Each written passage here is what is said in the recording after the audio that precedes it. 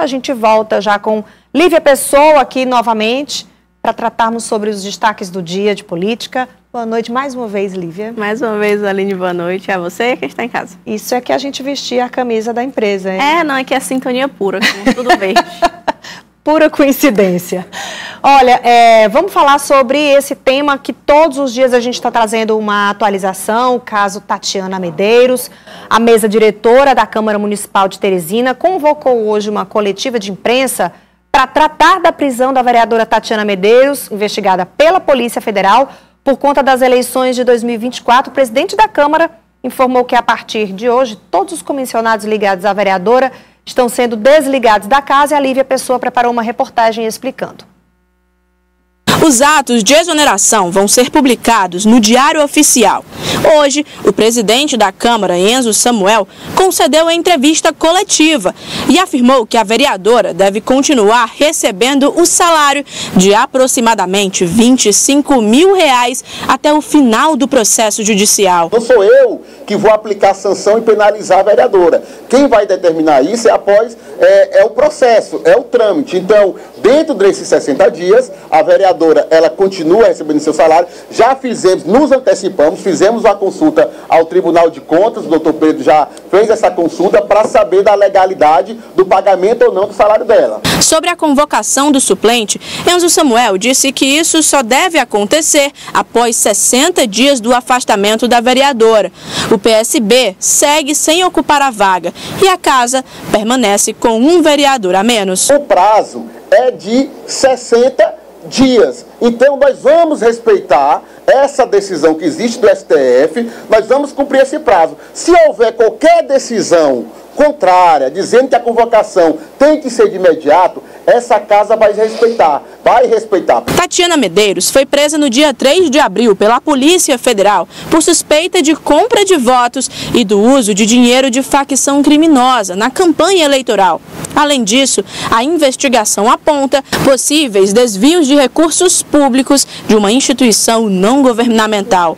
Nesta segunda-feira, o Pleno do Tribunal Regional Eleitoral do Piauí rejeitou o pedido de habeas corpus e manteve a prisão preventiva da vereadora por 5-2. 2 semanas após a prisão, foi definido hoje a composição da Comissão de Ética do Parlamento Municipal, que deve avaliar um julgamento após a cassação da vereadora. Além disso, também foi definido a presidência da pasta, que será pelo vereador Fernando Lima, que também falou que vai pedir o acesso completo do inquérito policial. É natural que a gente possa estar mandando um ofício à Polícia Federal, ao TRE, para estar tendo acesso aos autos do processo. A gente tem que aguardar o trâmite processual, nós temos que aguardar o devido processo legal, tem que dar à vereadora o direito à ampla defesa e ao contraditório. Eu, como advogado, entendo dessa forma, a gente não pode ultrapassar os limites dos princípios constitucionais e temos que aguardar. A gente percebe um compasso de espera que já está deixando um ambiente assim muito tenso, né, Lívia Pessoa? Tanto dentro da Câmara Municipal, na esfera política em geral, esse compasso de espera já está extrapolando até a paciência, né, das pessoas, do ambiente político em geral.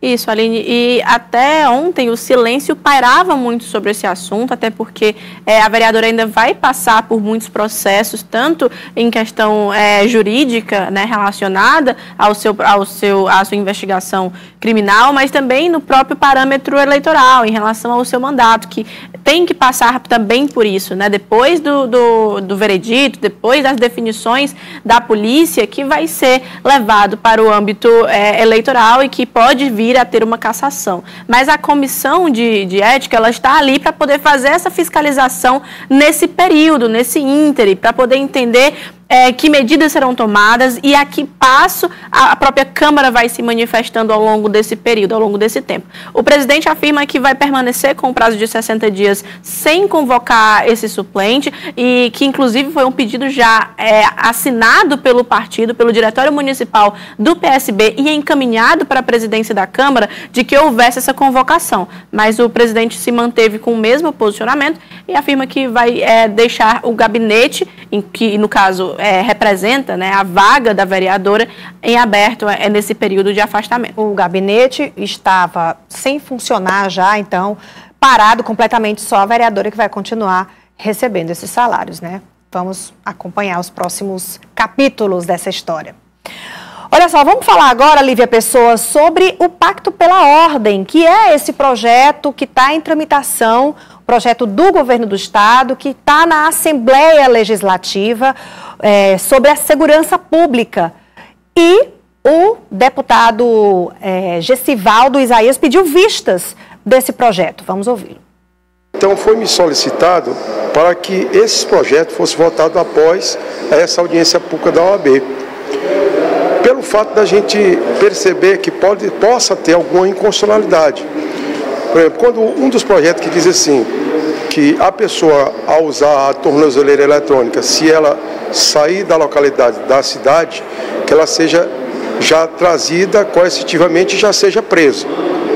Então, é um projeto, vamos dizer, que eu acho até que beneficia a população. Mas a questão é, cabe à Assembleia Legislativa do Piauí fazer esse debate?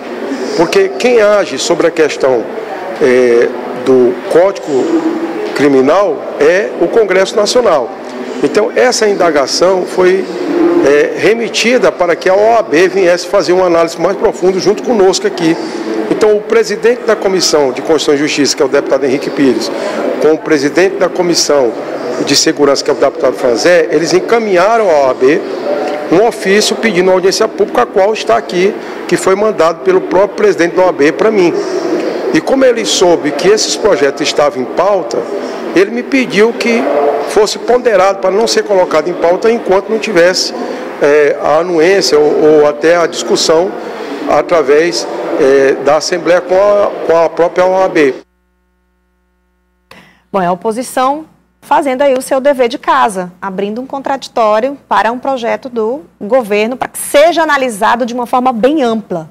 É importante haver também, Aline, porque por mais que todos os projetos, pelo menos sua boa maioria, tenham intuitos positivos, ainda assim é necessário ter mais de uma visão, mais de uma ponderação, e esse papel dos opositores, que é uma bancada um pouco diminuída na Assembleia Legislativa, mas que tem que ter a sua ponderação incisiva, tem que ter a discussão e o debate. E um ponto interessante é que o secretário de Justiça, o coronel Carlos Augusto, que também é deputado estadual licenciado da Assembleia Legislativa do Piauí e MDBista, ele pediu a exoneração da Secretaria de Justiça para poder voltar a casa para fazer a votação também do Pacto pela Ordem, já que é o setor dele, e também ele colocou ali, foi o autor de alguns dos projetos de lei desse pacto, e surgiu nos bastidores da política muito esse questionamento, antes de ser anunciado que seria pelo fato do Pacto pela Ordem, se teria alguma situação, de algum desnivelamento dentro da base, uma irregularidade